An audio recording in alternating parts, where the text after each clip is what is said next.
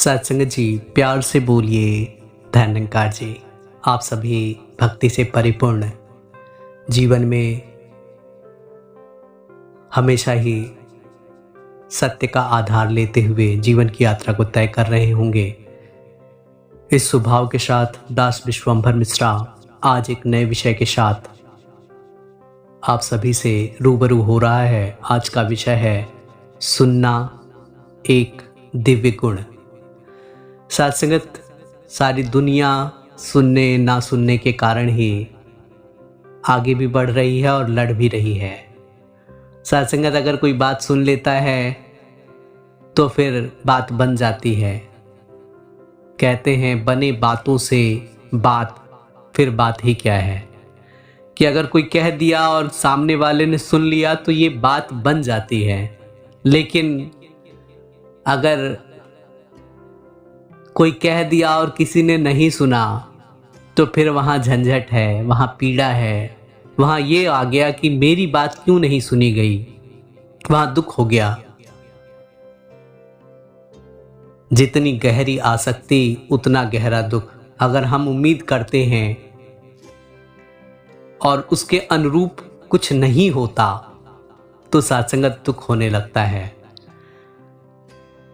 आसक्ति के कारण ही दुख है, क्योंकि हमारी आसक्ति थी, वहां पे हमने ये सोच रखा था कि हमारी ही सुनी जाएगी।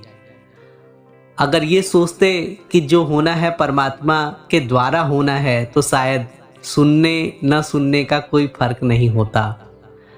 सत्संगत, सुनना अपने आप में बहुत बड़ा गुण है और ये गुण इतना दिव्य है कि हम बचपन से जो कुछ भी सुनते रहे हैं उसे समझकर, उसे मंथन करके, उस पर आचरण करके हम अपने जीवन को सुंदर भी बनाते रहे हैं।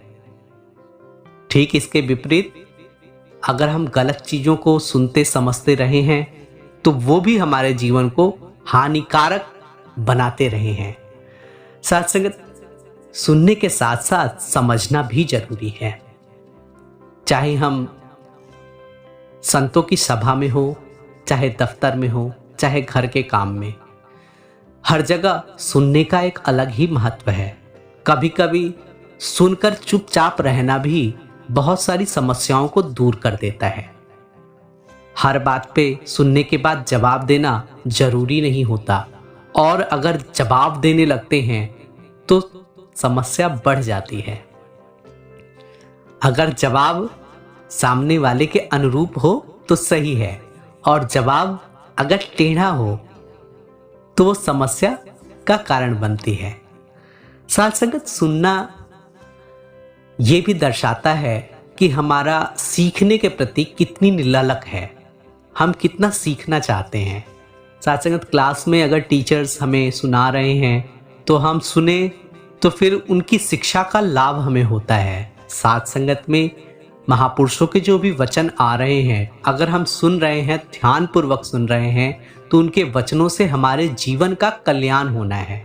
क्योंकि जब सुनेंगे तभी सोचेंगे, और जब सोचेंगे तभी मंथन करेंगे, जब मंथन करेंगे तभी हम जीवन में उन बातों का अनुकरण करेंगे। अनुसरण का मतलब भी सुनना ही होता है। साथ संगत, कभी कभी हम देखते हैं कि किसी ने कुछ कहा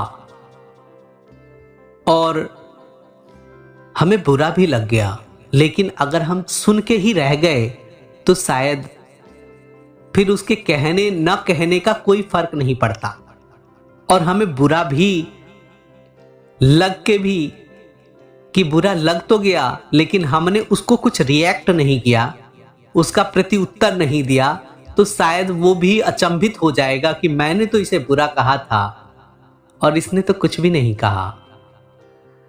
इसीलिए कहते हैं दुश्मन को न देखो नफरत से, शायद वो मोहब्बत कर बैठे।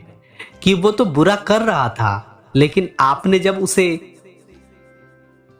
उस तरफ या उस सोच के साथ नहीं देखा, उस सोच के साथ बात नहीं करी, तो सत्संगत आपके ऊपर उसके असर बुरे नहीं पड़े।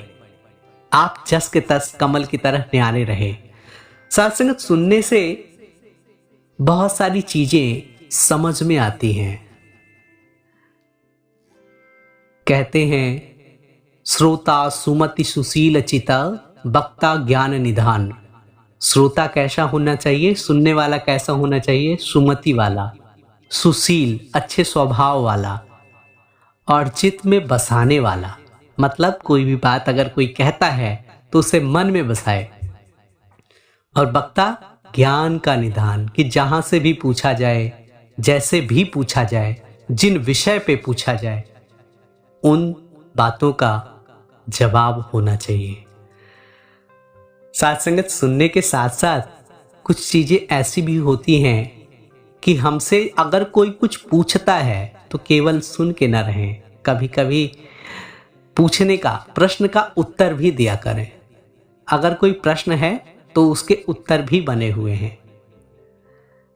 अगर हम एग्जाम्स में हैं, वाइवा टेस्ट हो रहा है, वहाँ पे जवाब से ही काम होना है प्रश्नों के, तो वहाँ पे अगर सुन के ही रह जाएंगे तो शायद नंबर नहीं पाएंगे। इसलिए कभी कभी केवल मौन नहीं, प्रश्नों के जवाब होते हैं। आइए साथ संगत, हम सभी भाग्यशाली हैं। मौनम कल्याण लक्षणम,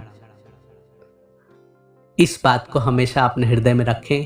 कभी भी गलत अगर सामने से हो रहा है तो हम मौन रह के भी अपने जीवन का कल्याण कर सकते हैं। इन शुभ भावों के साथ दास आपसे इजाजत चाहेगा। प्यार से बोलिए धन्यकार जी।